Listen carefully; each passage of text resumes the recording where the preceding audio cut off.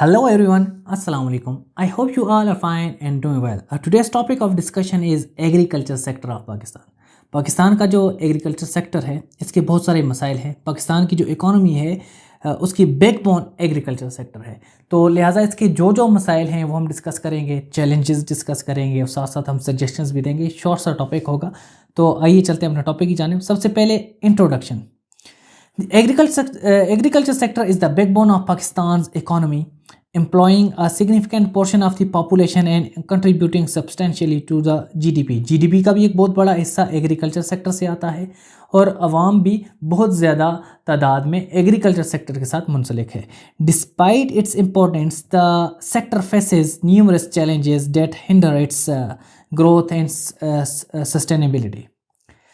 सबसे पहले चैलेंजेस में पहला पॉइंट है water scarcity. Water scarcity, Pakistan is facing a severe water crisis with inefficient irrigation practices exacerbating the problems. Pakistan में water के जो इश्यूज़ हैं वो तो बहुत ज़्यादा हैं। बारिशें हर साल कम होती हैं प्रीवियस ईयर से। जो हमारे बचपन में जो बारिशें होती थी आज वो बारिशें हम सोच भी नहीं सकते। लिहाजा जो एग्रीकल्चर सेक्टर है उस पर इसका सबसे ज़्यादा असर होता है। सजेशंस क्या हैं? Invest in modern irrigation techniques such as drip and sprinkle irrigation.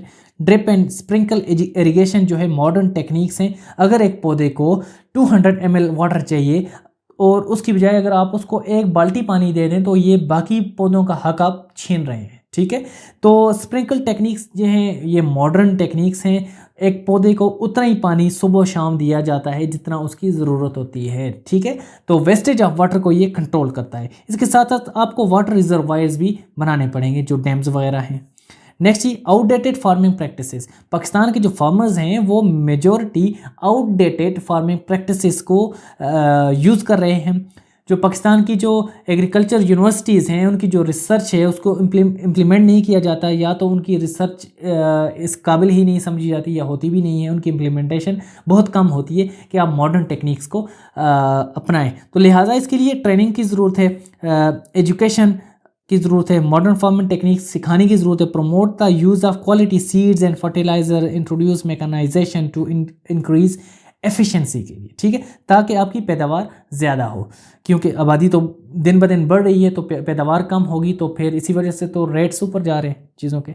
Land degradation बहुत बड़ा इशू है जी। Soil erosion, salinity, depletion of nutrients are significant concerns in Pakistan. ठीक है, पाकिस्तान में बारिशें कम हो रही हैं, लैंड वाटर ग्राउंड वाटर का जो लेवल है वो डाउन हो रहा है, जिसकी वजह से सॉइल इरोजन हो रही है, पानी कम से कम हो रहा है। इसकी सजेशंस क्या हैं? Implement soil conservation practices such as crop rotation, terracing, afforestation, encourage organic farming to improve soil health and enforce regulations to prevent and degradation। ठीक है, land degradation. Crop rotation, crop rotation क्या है? बाज़ फसलें ऐसी होती हैं जो कि बहुत ज़्यादा पानी इस्तेमाल करती हैं, ज़ेर ज़मीन पानी को बहुत ज़्यादा एक तरह से ज़ाया कर रही होती हैं। For example sugar cane.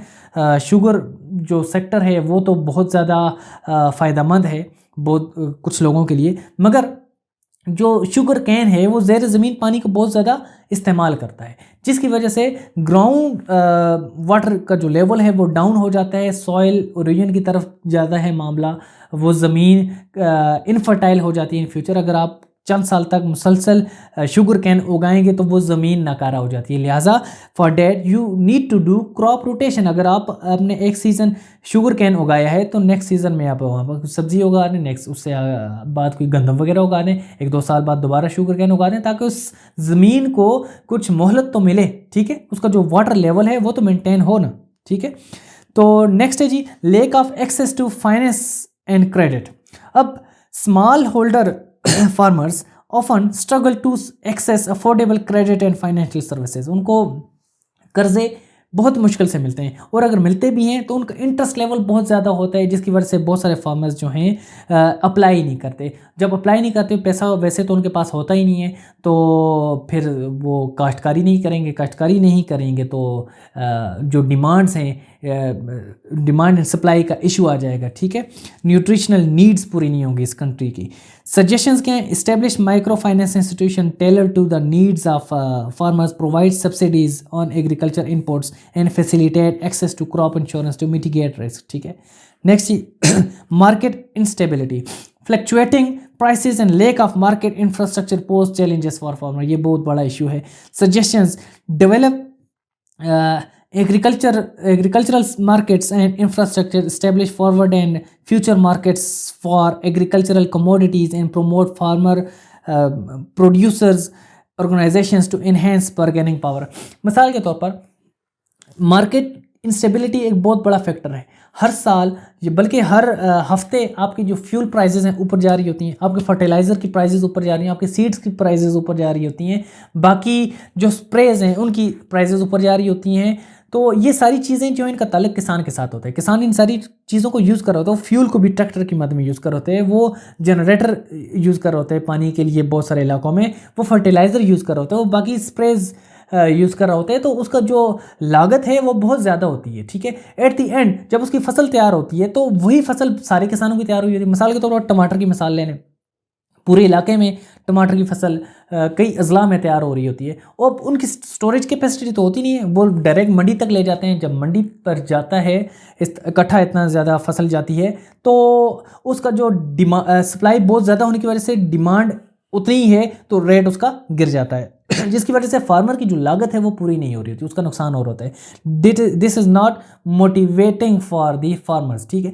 इसलिए अब पॉलिसी मेकर्स को चाहिए कि ऐसा मेकनिज़म बनाएं, इस जब इकट्ठी काश्त आ जाती है और अपने मुल्क की ज़रूरत पूरी है, एक तो स्टोरेज कैपेसिटी बिल्ड करें, इसके साथ साथ एक्सपोर्ट को खोल दें, ठीक है, ताकि मुल्क को भी फ़ायदा हो टैक्स की मद में और किसानों को भी फ़ायदा हो, ठीक है।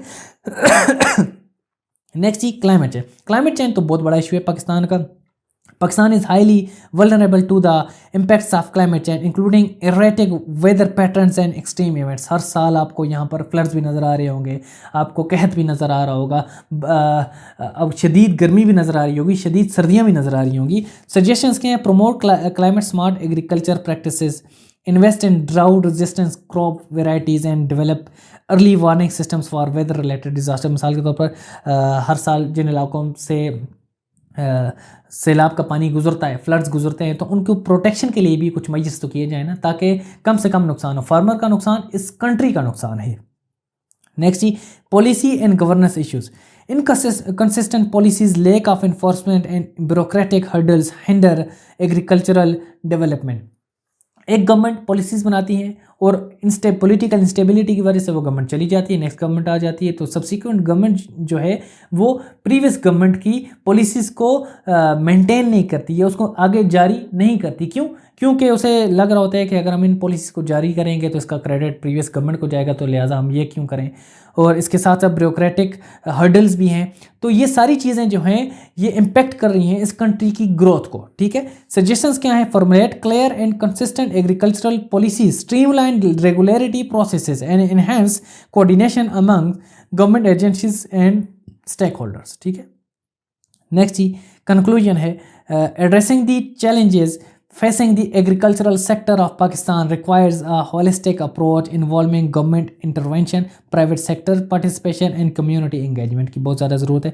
By implementing the suggested strategies, Pakistan can achieve sustainable agricultural growth, improve food security, enhance the livelihood of millions of people dependent on agriculture। बहुत सारे जो लोग हैं उनका जो ब्रेड अर्निंग है वो एग्रीकल्चर सेक्टर से हो रही होती है। आप उनको सपोर्ट करेंगे तो इस कंट्री को ही आप सपोर्ट कर रहे होंगे, ठीक है। मिडिल या लोअर मिडिल क्लास जो है वो एग्रीकल्चर सेक्टर के साथ एसोसिएटेड होती है, उनको वो दिन को मजदूरियाँ कर रहे होते हैं, उनको अगर आप सपोर्ट करेंगे तो सर्कुलेशन ऑफ वेल्थ होगी, उनका अगर इकोनॉमिक हालत बेहतर होगी तो ये कंट्री भी अपलिफ्ट होगा, ठीक है। तो ये फ्यू पॉइंट्स थे मेरी तरफ से, 7 सजेशंस भी हैं। उम्मीद है आपको ये पसंद आए होंगे। हमारे ये टॉपिक कंप्लीट होता है, मिलते हैं किसी और टॉपिक में, तब तक के लिए अल्लाह हाफ़िज़।